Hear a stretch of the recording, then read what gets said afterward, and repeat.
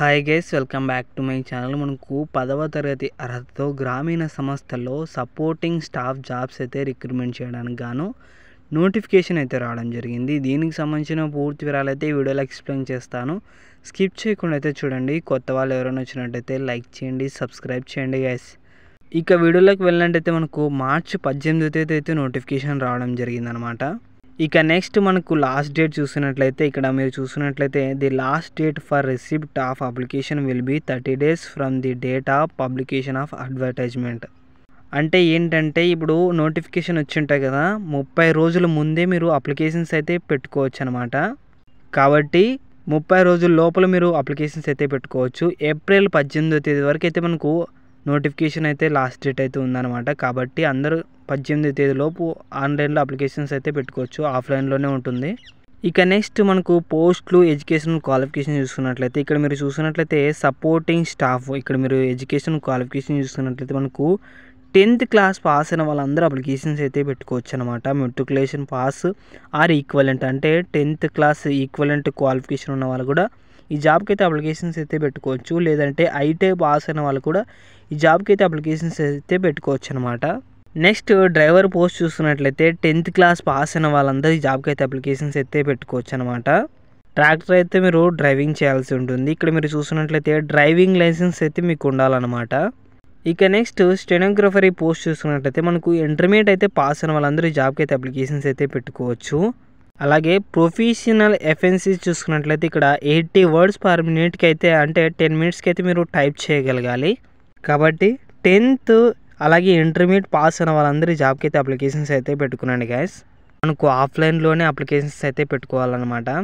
ఇక నెక్స్ట్ మనకు age limit చూసుకున్నట్లయితే స్టెనోగ్రఫరీ పోస్ట్ చూసుకున్నట్లయితే 27 సంవత్సరాలు అయితే ఉండాలన్నమాట. సపోర్టింగ్ స్టాఫ్ చూసుకున్నట్లయితే 25 సంవత్సరాలు అయితే ఉండాలి. డ్రైవర్స్ పోస్ట్ చూసినట్లయితే 30 సంవత్సరాలు అయితే ఉండాలన్నమాట. ఇక నెక్స్ట్ సెలెక్ట్ ఎలా చేస్తారంటే ఒక టెస్ట్ అయితే ఉంటుంది, తర్వాత ఇంటర్వ్యూ కండక్ట్ చేసి మిమ్మల్ని అయితే సెలెక్ట్ చేస్తారన్నమాట. లోకల్ లాంగ్వేజెస్ అయితే వచ్చి ఉండాలి.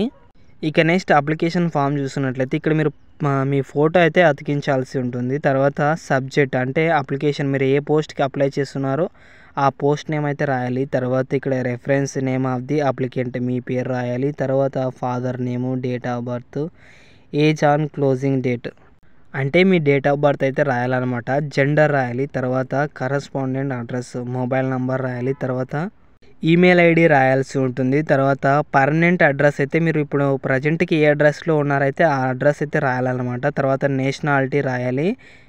తర్వాత రిలీజన్ అయితే రాయాలన్నమాట. తర్వాత క్యాస్ట్ అయితే రాయాల్సి ఉంటుంది. తర్వాత ఫిజికల్ హ్యాండిక్యాప్డ్ వాళ్ళైతే ఎస్ అని పెట్టండి, లేదంటే నో అని పెట్టండి. తర్వాత లాంగ్వేజెస్, మీకు ఏ లాంగ్వేజెస్ వస్తున్నాయో ఆ లాంగ్వేజెస్ అయితే రాయాల్సి ఉంటుంది. తర్వాత మెరిటల్ స్టేటస్ అయితే రాయాల్సి ఉంటుంది అనమాట.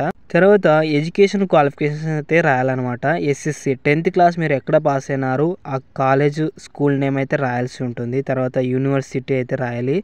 అంటే తర్వాత ఇయర్ ఆఫ్ పాసింగ్, మీరు ఏ ఇయర్లో పాస్ అయినారో, తర్వాత దానికి వచ్చిన జీపీ అంటే మార్క్స్ అయితే రాయాల్సి ఉంటుంది. తర్వాత హెచ్ఈసి ఇంటర్మీడియట్ క్వాలిఫికేషన్ మీరు ఎక్కడ చదివినారు, తర్వాత ఏ యూనివర్సిటీలో ఏ ఇయర్ పాస్ అయినారు, తర్వాత జీపీ అంటే మీకు పర్సెంటేజ్ ఆఫ్ మార్క్స్, తర్వాత డిగ్రీ ఎక్కడ పాస్ అయినారు, ఎక్కడ ఏ కాలేజీలో చదివినారో ఆ కాలేజ్ నేము, తర్వాత యూనివర్సిటీ నేము, తర్వాత పాసింగ్ ఇయర్, తర్వాత జీపీ అంటే పర్సెంటేజ్ ఆఫ్ మార్క్స్, మీకు పూర్తిగా ఎంత పర్సెంటేజ్ వచ్చిందో ఆ పర్సెంటేజ్ ఆఫ్ మార్క్స్ అయితే రాయాల్సి ఉంటుంది అనమాట. తర్వాత ఎక్స్పీరియన్స్ డీటెయిల్స్, అంటే మీరు ఏ పోస్ట్లో అయినా ఎక్స్పీరియన్స్ జాబ్స్ చేసి ఉంటారు కదా, దాని ఎక్స్పీరియన్స్ అయితే రాయాల్సి ఉంటుంది. తర్వాత డ్రైవింగ్ లైసెన్స్ అయితే ఉండాలన్నమాట.